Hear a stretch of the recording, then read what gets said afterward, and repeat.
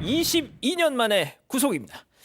자, 이 대표적인 장기 미제 사건 중 하나였던 제주 변호사 살인 사건의 유력 용의자 22년 만에 구속됐다고요? 네네. 1999년에 제주도에서 변호사 한 명이 살해당한 채 발견됐습니다. 숨진 채 발견됐는데 범인을 잡지 못했습니다. 그래서 장기 미제 사건이 된 건데요. 그 용의자가 이틀 전, 22년이 지나서 이틀 전인 그제 구속이 됐습니다. 이 변호사는 1990년 11월 5일에 아침 7시쯤이었습니다. 아침 7시쯤에 제주도의 한 아파트 입구 인근에서 자신의 승용차 안에서 흉기에 찔린 채 발견됐는데요. 이 범인이 지금 지난해에 한 TV 프로그램에 출연을 해서 본인이 조폭인데 두목으로부터 살해하라는 지시를 받고 해치라는 지시를 받고 살인을 교사했다 이렇게 얘기를 했고요. 다시 수사가 시작돼서 이번에 구속이 됐습니다. 저도 이게 워낙 옛날에 벌어졌던 사건이라서 잘 기억이 안 나서 옛날 그 신문 기사들을 찾아봤거든요. 와, 그랬더니 이 피해자가 검사 출신.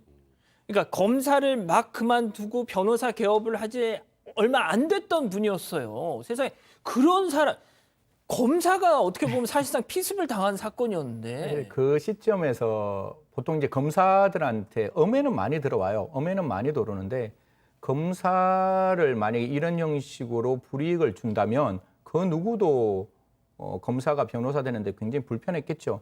그래서 사실 검사 동일체의 원칙 때문에 사실 검사 한 사람에게 엄해가 아닌 직접 공격이 들어오면 옆에 경찰도 똑같은데 사실 나에 대한 공격이 아니라 대한민국 국가 공권력에 대한 공격이다. 이래가 굉장히 그 당시에는 제가 알기로 이거 뭐 굉장히 크게 됐고 그 당시에 1,000만 원 이상, 제가 99년은 기억을 좀 하는데 이게 벌금이 1,000만 원 이상이고 굉장히 많은 사람이 투입됐음에도 불구하고 이게 미제 사건으로 갔는데요. 사실 그 당시에 99년이죠. 99년 11월 5일 오전에 일어난 사건인데 승용차 안에서 92년에 제주도로 내려와서 이제 변호사 생활을 하고 있는 검사 출신 정관 변호사가 사망에 이르게 됐는데 지금 저 화면에 나오지만 바깥에는 굉장히 혈흔이 많은데 그 자동차에서 이제 딱 앉아서 죽어 있는 상태의 모습으로 발견이 됐어요. 그래서 과연 누가 이렇게 좀 잔인하게 사람을 죽였을까라고 이야기해서 그 당시에 아마 제주도가 이렇게 크지 않는 섬이잖아요. 제주도가 전체가 좀 이렇게 발칵 뒤집어진 사건이었습니다. 그러니까 영화 같은 걸 봐도 조폭들이 뭐 검사들에 대해서 협박은 할지언정 실제 그걸 실행에 옮기는 건 정말 상상도 못할 상황인데. 자, 팀장님. 근데 이 보니까 흉기에 정말 그 제가 당시 이 신문 표현을 보니까 난자를 당했다 뭐 이런 표현이 있었더라고요. 정말 수십 군데 이렇게 자상이 있었는데 당시 그러면은 사인은 정확히 뭐였나요? 사인은 당시 보게 되면은 이제 피해자가 차에 밖에 있었던 것 같아요. 밖에 있었는데 가슴이라든가 이런 데 여러 군데 찔렸습니다. 그리고 그 왼쪽 팔꿈치 같은 경우에도 관통상이 입었다 그런다면 상당한 예리한 흉기를 찔렸던 건데 또 오른손에는 차키 들었기 때문에 차를 열었겠죠. 그런데 많이 찔리게 되면 사람이 혈관이 파열되기 때문에 피가 흐릅니다. 그럼 피가 많이 나오겠죠? 예. 피가 많이 나오게 되면 3분의 2 이상 나오게 되면 사망하거든요. 그러니까 당시에 현장도 봤지만은 피해자가 금품을 뺏긴 적이 없습니다. 지갑이 그대로 있어요. 그래서 경찰에서는 당시에 이게 원한이나 치정으로 봐가지고 수사했는데 범인이 몇 명인지 확인 안 됐습니다. 왜냐하면 지문 같은 게 안 나왔거든요. 그래서 그 당시에는 굉장히 큰 사건이지만은 경찰에서 수사를 많이 했지만은 결론적으로 잡지를 못해서 미제 사건으로 남았었던 사건이었죠. 자, 그런데 이 제주도가 말이죠. 네. 뭐 그렇게 뭐 넓은 이 동네도 아니고 그 왜 못 잡았을까요? 이게 참. 그때 당시 아까 조금 전에 팀장님 말씀하셨던 것처럼 통상적으로 사람이 사망했는데 금품이 없었으면 이제 강도 목적으로 보고 강도 회생으로 보고 이제 수사 방향을 잡을 텐데 일단 금품은 하나도 사라지지 않았단 말이죠. 그러면 살해 동기가 있어야 되잖아요. 그럼 보통 이제 그게 일반적으로 원한이나 치정인데 그래서 이제 이 변호사의 주변 인물들에 대한 당일 행적 등을 조사하고 CCTV, 뭐 흉기, 지문 이런 것들을 다 조사했지만 아무것도 나오지 않았어요. 그 당시에 수사 기록이 한 6,000페이지가 넘었다고 하는데 그러니까 이게 지금 22년 전 사건이잖아요. 예. 아마 최근이라면 검거가 됐을 거예요. 근데 22년 전과 지금의 또 대한민국은 또 다릅니다. 맞습니다. 그렇기 때문에 이제 단서를 더 찾지 못했고 그래서 결국 이 사건은 장기 미제 사건이 됐던 겁니다. 하긴 뭐 요즘처럼 CCTV가 많이 있었으면 저게. 그렇죠. 자, 그런데 말이죠. 사건 발생 21년 만에 내가 그 내용 좀 알고 있다라고 주장한 사람. 그러니까 지금 구속된 그 김모 씨가 나타난 거잖아요. 맞습니다. 지난해 한 프로그램에 등장을 해서 이렇게 얘기를 한 겁니다. 사실은 내가 그 사건의 진실을 알고 있다. 그러면서 설명을 한 건데요. 과거 조폭 조직원이었다고 합니다. 이게 유탁파라는 이름의 조폭이었다고 하는데 당시에 그 유탁파의 두목이었던 백 씨가 이제 그 변호사를 해치라고 지시를 내렸고 자신 행동대원이었는데 다른 조직원에게 그거를 이제 의뢰했다는 겁니다. 조직폭력배들 중에 한 명이었고 그 범행을 저지른 사람은 부산 출신으로 갈매기라고 불리는 조직원이었고 손모 씨였다. 동갑내기였다. 이렇게 주장을 했습니다.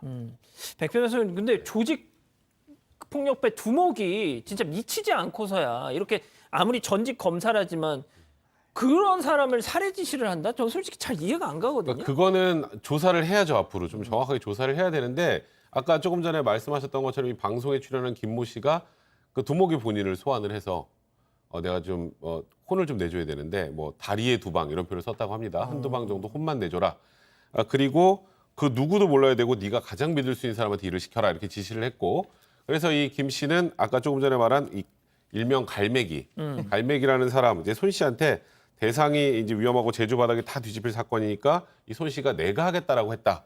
그래서 이 사건 전체가 구성이 됐다라고 얘기를 했었는데요. 이제 이에 대한 정확한 사실관계는 좀 더 조사를 해봐야 되겠죠. 그러니까 지금 뭐 저 내용대로라면 그러니까 겁만 줘라.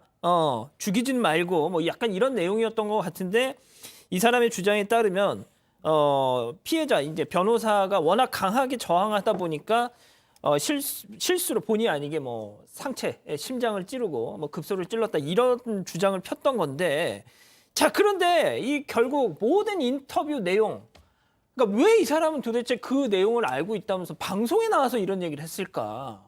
근데 그게 그 사람의 착각이 문제가 됐다는 거잖아요. 네네, 맞습니다. 이게 가장 문제가 되는 게 공소시효가 완성되는 부분인데요. 국민 여러분께 다 기억하실지 모르겠지만 99년에는 살인죄라도 공소시효가 존재를 했는 거예요.